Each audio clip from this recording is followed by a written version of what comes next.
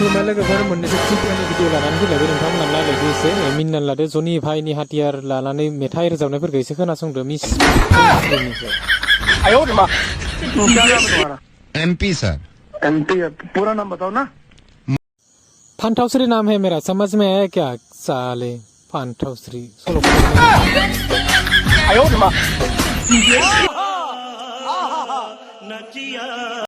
नाय भाई जोंहा गासिबाबो माननाय जाखायो नाथाय बिथांजोनि माननाया एसे बांसिन मानो होनना बुंबा बिथाङा फान्थाव आरो थास'फोरखौ बाराद्राय जायो खोमा मा होनो आरो ना माने एक्टिंफोरखौ बापरे बाप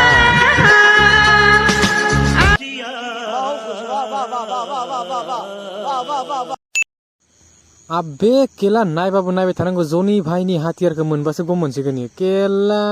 नाया माने एसे एक्टिंखौ सोर सालिसै बेलाय आं साथामजों गदाय जाफैग्रायालाय आं गदाय जालागे दाजा खिन्थु जनि भाइनि हाथियारखौ लायाबालासिनो थानो हानाय नङा ना मा होनो गारनानै थांखानाय मानसिया मा नांनायनि सोरखौ नायनो फैबावदोंसि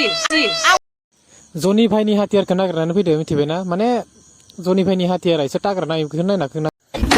भिडिअखौ नायनायनि थाखाय बयनिसिमबो गोजोननाय थाबाय गाबोन मोनसे भिडिअ'आ थाबैनो लोगो मोनफिनबावगोन गोजोन्थों बाय।